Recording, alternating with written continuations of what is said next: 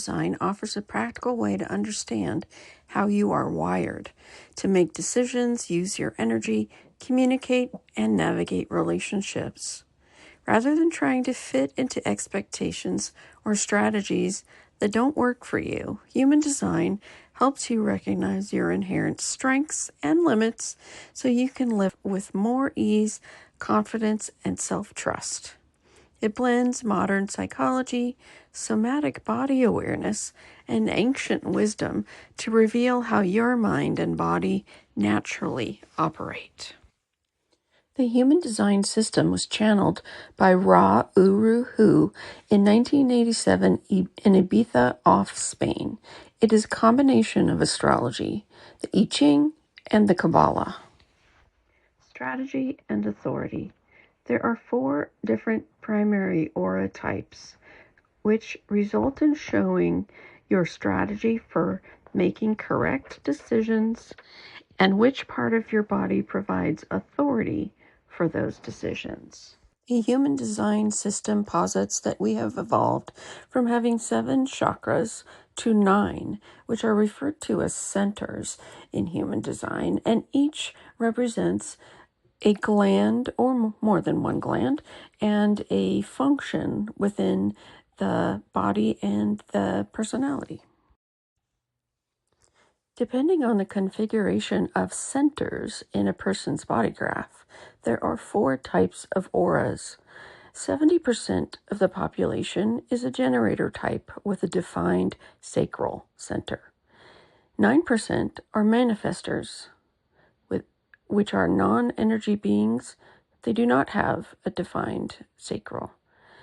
22% are projectors, also non-energy beings. Only 1% are reflectors with no centers defined.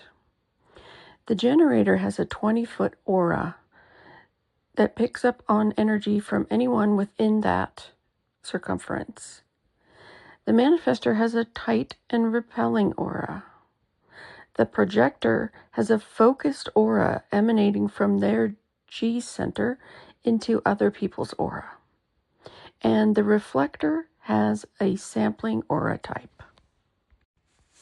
The most common aura type is called a generator. If you have a sacral center defined, the red square in the body graph, you are a generator.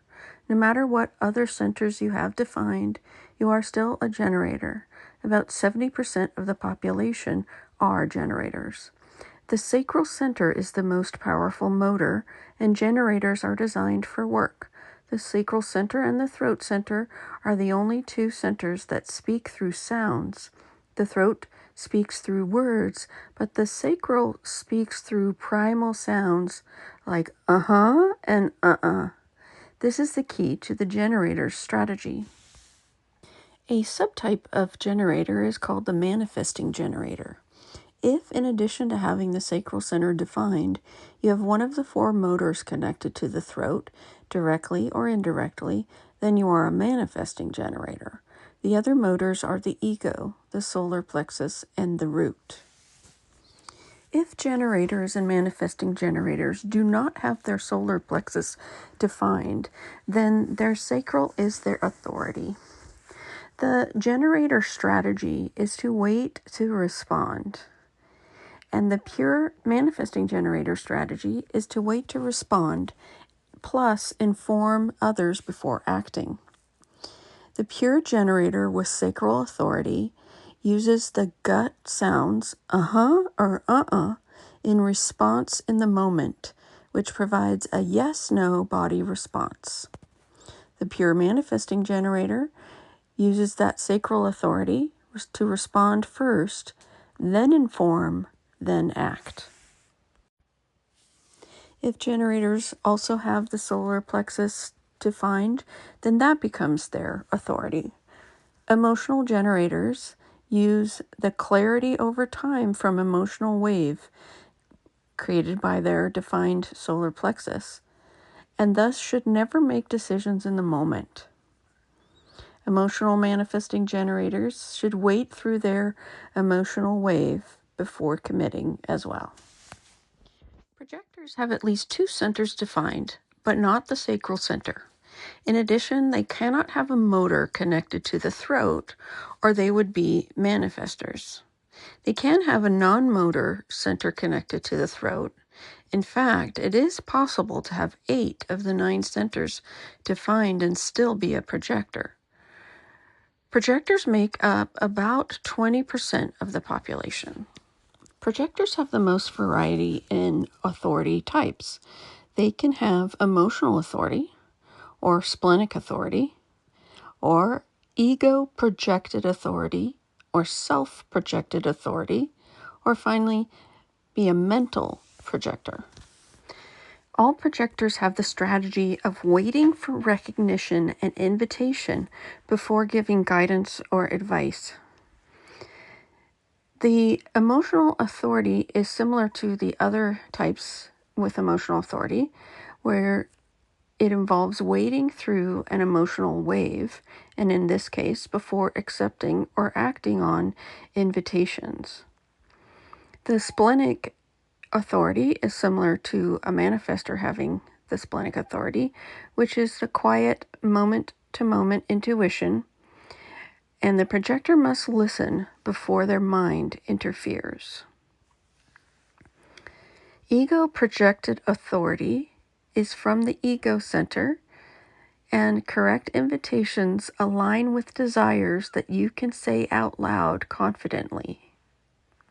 Self-projected authority comes from the self or G center and involves clarity coming from hearing your own voice expressing what feels aligned. And the mental projector or environmental authority involves clarity from discussing decisions and sensing how places and people feel, not from your body, but from the environment. Another rare type is called the manifestor. Manifestors make up about 9% of the population. You are a manifestor if your sacral is undefined and at least one of the 3 other motors connect directly or indirectly to the throat center. Manifestors can have emotional authority, splenic authority, or ego-manifested authority. With manifestors, their strategy is to inform others before acting. Emotional authority is the same as it is for generators. Manifestors with emotional authority wait for emotional clarity before initiating. Splenic authority means they have an instinctive, intuitive, quiet now knowing in the moment that informs their decisions and does not repeat itself. Ego heart authority, decisions are based on willpower and what you truly have energy and desire to do. If none of the centers in your chart are defined, then you're a reflector. Reflectors make up only about 1% of the population. Reflectors have the most difficult strategy because they're totally open. The moon, moving completely around the chart in about 28 days, greatly influences reflectors. The reflector strategy is to wait 28 days, a lunar cycle, and their authority is lunar, which means clarity emerges through a full cycle of reflection, talking it through and witnessing the patterns within time and environment.